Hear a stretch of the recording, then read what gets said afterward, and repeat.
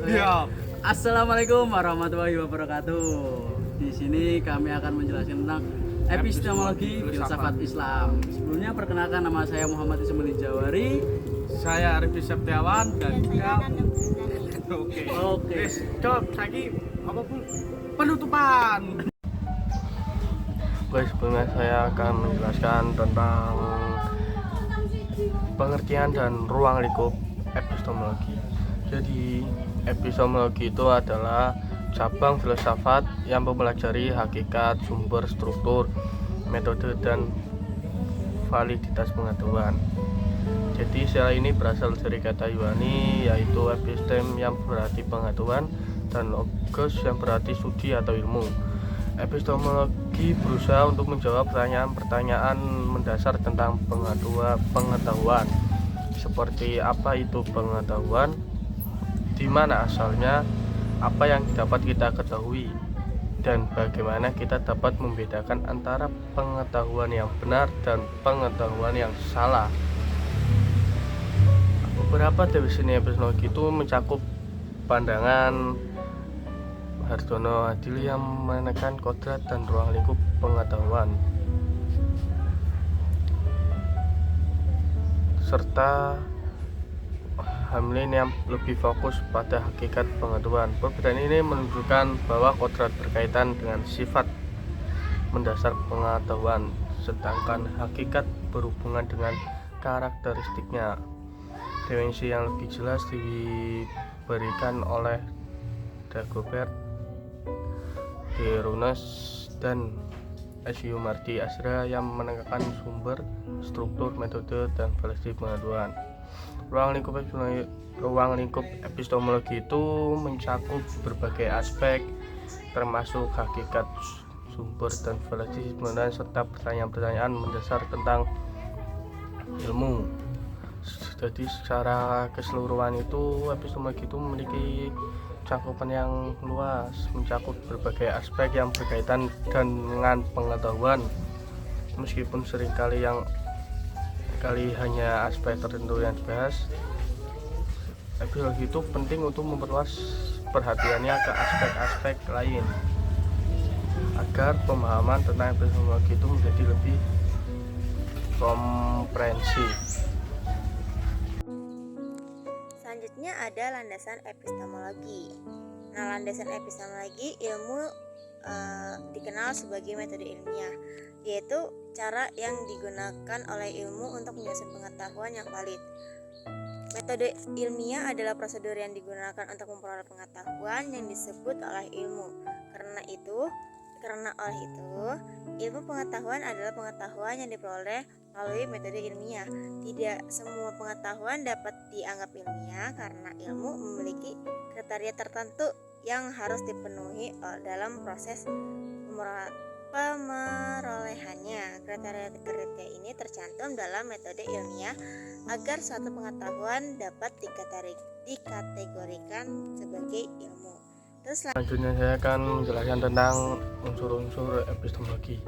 Jadi epistemologi itu mengajarkan bahwa pengetahuan bukan hanya informasi mentah, tetapi suatu struktur yang memiliki komponen-komponen penting, yaitu seperti subjek, yaitu pihak yang mengetahui atau menyadari sesuatu, dan objek itu sesuatu yang diketahui oleh subjek. Dan proses mengetahuinya itu seperti aktivitas kognitif atau mental dari subjek dalam memahami objek. Metode itu cara yang digunakan untuk memperoleh pengetahuan, misalnya observasi, eksperimen, dan refleksi. Terus ada kebenaran itu pengetahuan harus sesuai dengan kenyataan.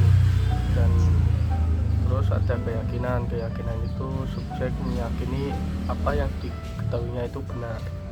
Terus yang terakhir itu ada justifikasi, itu pengetahuan harus memiliki dasar atau alasan yang bisa dipertanggungjawabkan.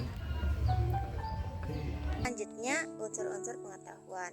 Epistemologi mengajarkan bahwa pengetahuan bukan hanya informasi mentah, tetapi suatu struktur yang memiliki komponen-komponen penting, yaitu Subjek itu pihak yang mengetahui atau menyadari sesuatu.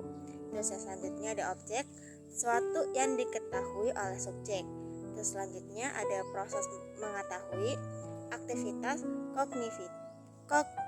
kognitif atau mental dari subjek dalam memahami objek. Terus selanjutnya ada metode, cara yang digunakan untuk memperoleh pengetahuan, misalnya observasi, eksperimen, atau refleksi.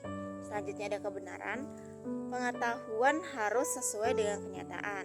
Terus selanjutnya ada keyakinan, subjek harus meyakini apa yang diketahuinya itu benar. Terus selanjutnya ada justifikasi, pengetahuan yang memiliki dasar atau alasan yang bisa dipertanggungjawabkan. Oke teman-teman, yang selanjutnya itu teori kebenaran dalam epistemologi. Jadi kebenaran suatu pengetahuan dinilai melalui beberapa teori teman-teman. Di sini kita akan membahas 4 teori teman-teman. Yang pertama yaitu teori korespondensi, yaitu menyatakan bahwa pengetahuan dianggap benar jika sesuai dengan fakta atau realitas objek teman-teman.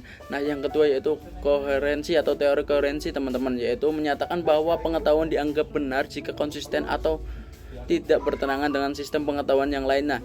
Dan yang ketiga yaitu teori pragmatis, yaitu menilai kebenaran berdasarkan kegunaan dan efektivitas pengetahuan dalam kehidupan praktis. William James merupakan tokoh penting dalam aliran ini teman-teman. Nah yang keempat yaitu teori konsensus, menyatakan bahwa suatu pengetahuan dianggap benar apabila disepakati oleh komunitas tertentu, terutama dalam konteks ilmu pengetahuan modern. Terima kasih. Oke teman-teman, jadi kesimpulan dari materi yang kita bahas yaitu epistemologi sebagai cabang filsafat memegang peran penting dalam memahami bagaimana manusia memperoleh, membenarkan, dan memvalidasi pengetahuan. Dengan mempelajari epistemologi, kita dapat memahami bahwa pengetahuan tidak hanya sekedar informasi, tetapi hasil dari proses berpikir kritis yang melibatkan akal, pengalaman, intuisi, bahkan wahyu. Setiap sumber pengetahuan memiliki kelebihan dan keterbatasannya sendiri. Dan melalui epistemologi, kita dapat menilai validitas suatu kebenaran secara lebih objektif, rasional. Oleh karena itu, epistemologi bukan hanya teori abstrak, tetapi fondasi penting dalam membangun ilmu pengetahuan yang berlandaskan pemahaman mendalam. Terima kasih teman-teman. Mohon maaf jika ada kekurangan dan kesalahan. Cukup sekian dari kami. Oke, cukup sekian dari kami. Mohon maaf jika ada kekurangan kata atau kesalahan kata. Wassalamualaikum warahmatullahi wabarakatuh.